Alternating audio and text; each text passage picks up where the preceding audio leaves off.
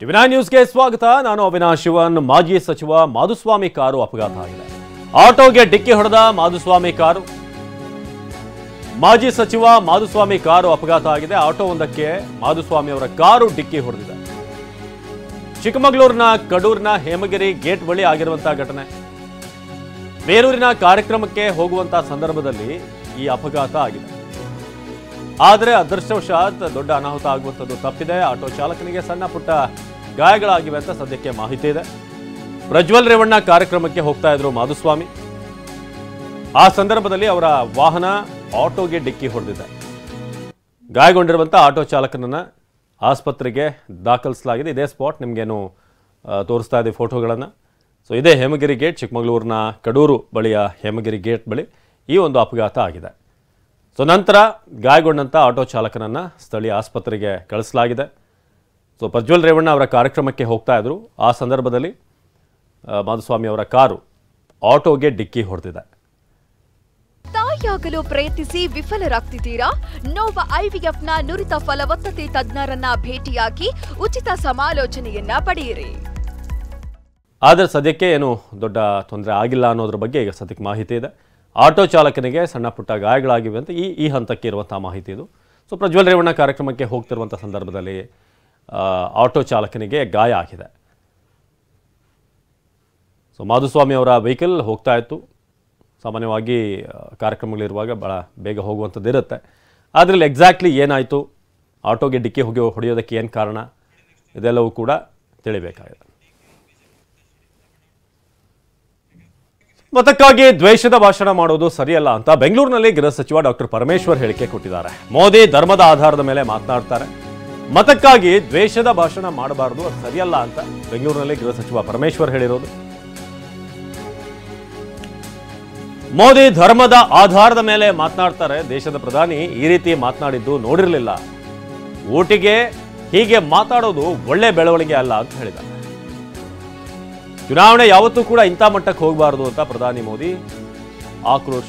ಅವರ ವಿರುದ್ಧ ಆಕ್ರೋಶ ವ್ಯಕ್ತಪಡಿಸಿದ್ದಾರೆ. ಯಾಕಂದ್ರೆ ರಾಜಸ್ಥಾನದ ರ್ಯಾಲಿಯಲ್ಲಿ ಒಂದು ಮಾತನ್ನು ಹೇಳಿದ್ರು. ದೇಶದ ಸಂಪತ್ತನ್ನು ಮುಸ್ಲಿಮರಿಗೆ ಹಂಚೋಕೆ ಹೊರಟಿದೆ ಕಾಂಗ್ರೆಸ್ ಅಂತ. ಅದಕ್ಕೆ ಉತ್ತರ ಕೊಟ್ಟಿದ್ದಾರೆ ಪರಮೇಶ್ವರ್. ಈ ಚುನಾವಣೆ ಯಾವತ್ತೂ ಕೂಡ ಈ ಮಟ್ಟಕ್ಕೆ ಒಬ್ಬರನ್ನೊಬ್ಬರು ಪರಸ್ಪರ ದ್ವೇಷ ಮಾಡೋದು, ಹೇಟ್ ಮಾಡೋದು, ಇಂಥದ್ದು ನಾವು ನೋಡಿರಲಿಲ್ಲ. ಅದರಲ್ಲೂ ಪ್ರಧಾನಮಂತ್ರಿಯವರಂಥ ಲೆವೆಲ್ನಲ್ಲಿ ಧರ್ಮದ ಆಧಾರದ ಮೇಲೆ ಮಾತಾಡ್ತಕ್ಕಂಥದ್ದನ್ನು ನಾವು ನೋಡೇ ಇರಲಿಲ್ಲ. ಯಾವುದೇ ಪಕ್ಷದವರಾಗಲಿ, ಕಾಂಗ್ರೆಸ್ನವರು, ಭಾರತೀಯ ಜನತಾ ಪಾರ್ಟಿಯವರು, ಜನತಾದಳದವರು ಅಂತಲ್ಲ, ಯಾವುದೇ ಪಕ್ಷದವರು ಆ ರೀತಿ ಮಾತನಾಡಿದ್ದನ್ನು ನಾವು ನೋಡಿಲ್ಲ. ಮತ್ತು ಎಲ್ಲರೂ ಕೂಡ ಭಾಳ ಓಟಿಗೋಸ್ಕರ ಮಾತನಾಡ್ತಕ್ಕಂಥದ್ದು ಒಳ್ಳೆ ಬೆಳವಣಿಗೆ ಅಂತೂ ಅಲ್ಲ ಅಂಥೇಳಿ ನನಗನ್ಸುತ್ತೆ ವೈಯಕ್ತಿಕವಾಗಿ. ಅದರಿಂದ ಜನ ಯಾವ ರೀತಿ ಪ್ರತಿಕ್ರಿಯೆ ಮಾಡ್ತಾರೆ ಅಂಥೇಳಿ ಚುನಾವಣೆಯಲ್ಲಿ ನೋಡಬೇಕಾಗುತ್ತೆ. ಹಾಗಾದ್ರೆ ಪ್ರಧಾನಿ ಮೋದಿ ಹೇಳಿದ್ದೇನು ಬನ್ನಿ ನೋಡ. पहले जब उनकी सरकार थी उन्होंने कहा था कि देश की संपत्ति पर पहला अधिकार मुसलमानों का है. इसका मतलब ये संपत्ति इकट्ठी करके किसको बांटेंगे? जिनके ज्यादा बच्चे हैं उनको बांटेंगे, घुसपैठियों को बांटेंगे. क्या आपकी मेहनत की कमाई का पैसा घुसपैठियों को दिया जाएगा? आपको मंजूर है? ये कांग्रेस का मैनिफेस्टो कह रहा है कि वो माताओं बहनों का सोने का हिसाब करेंगे, उसकी जड़ती करेंगे, जानकारी लेंगे और फिर उस संपत्ति को बांट देंगे. और उनको बांटेंगे जिनको मनमोहन सिंह जी की सरकार ने कहा था कि संपत्ति पर पहला अधिकार मुसलमानों का है. भाइयों बहनों, ये अर्बन नक्सल की सोच, मेरी माताओं बहनों, ये आपका मंगल सूत्र भी बचने नहीं देंगे, यहां तक जाएंगे मैं कहने.